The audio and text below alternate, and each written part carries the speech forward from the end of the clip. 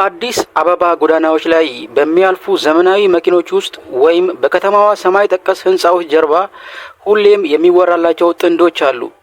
ፍቅር መለኪያ የለውም ቢባልም አንዳንድ ጊዜ ግን ጥበብና ወርቅ ሲገናኙ የሚፈጥሩት ብልጭልጭታ አይን ይይዛል። ዛሬ የምናወራው ስለ ተሰጥኦ ብቻ አይደለም። ዛሬ የምናወራው ውበት፣ ዝናና በሚሊዮን የሚቆጠር ሀብት ስለተገናኙባቸው ታሪኮች ነው። በኢትዮጵያ የጥበብ ሰማይ ስር ደምቀው የነበሩ የልባቸውን ቁልፍ ደግሞ የሀገሪቱ የኢኮኖሚ አውታሮች በሆኑ ባለሀብቶች እጅ የሰጡ 5 ውብ አርቲስቶችን ታሪክ እንተርክላቸዋለን። ቁጥር 5 ሄለን በድሉ ከስክሪን ጀርባ ያላት የንግድ ግዛት።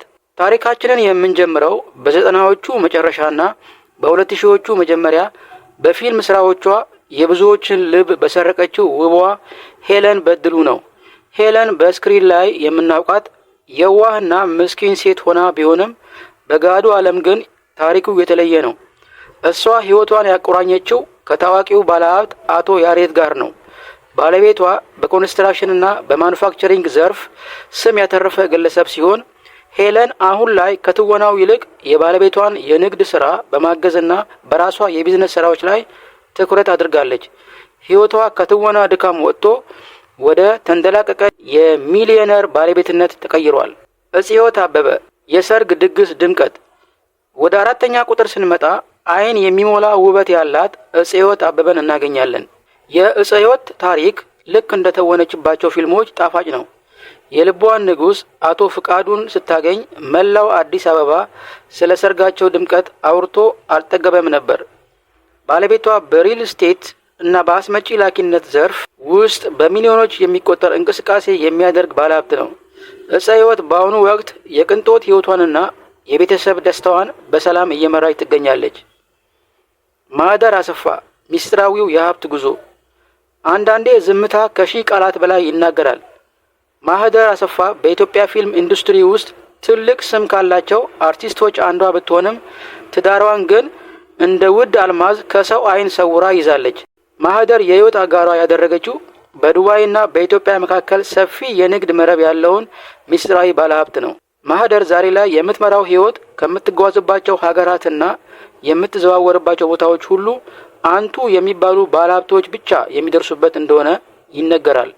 ሃናን ታሪክ የውበትና የቢዝነስ ጥምረት።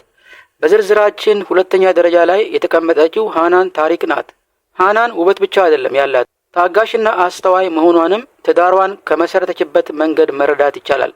የረዥም ጊዜ ፍቅረኛዋ የነበረው አቶ መልካሙ ዛሬ ላይ የአገሪቱ የሪል ስቴትና የቴክኖሎጂ ዘርፍ ውስጥ ትልቅ ስም ያለው ባለሀብት ነው።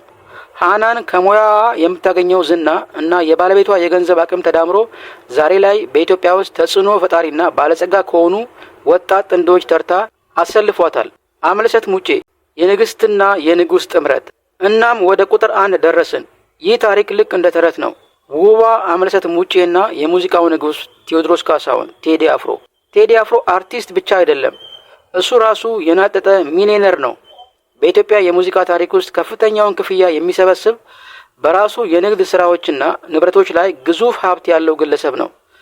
አምለሰትና ቴዲ ሲጋቡ የጥበብና የሀብት ጥምረት ቁንጮ ተደርገው ተወስደዋል። አምለሰት የንጉስ ሚስት ብቻ ሳትሆን የቤቱንና የንግድ ስራዎቹን የምታስተባብር የቤተሰብ ምሰሶ ናት።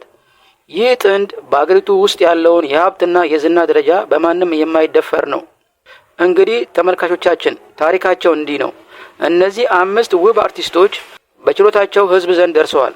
በምርጫቸው ደግሞ የሀብት ማማ ላይ ወጥተዋል። ገንዘብ ለፍቅር ዋስትና ባይሆንም ምቾት ግን እንደሚሰጥ የታወቀ ነው። እናንተ ከእነዚህ ታሪኮች ውስጥ ይበልጥ የሳባቸው የትኛው ነው? ወይም ደግሞ በዚህ ዝርዝር ውስጥ መካተት ነበረበት የምትሉት ሌላ አርቲስት አለ? ሀሳባችሁን በኮሜንት መስጫው ላይ ጻፉልን። ቪዲዮውን ከወዳችሁት ላይክ በማድረግ አበረታቱን። አዳዲስና አስገራሚ ታሪኮችን ሊደርሷችሁ ደግሞ ሰብስክራይብ አድርጉ።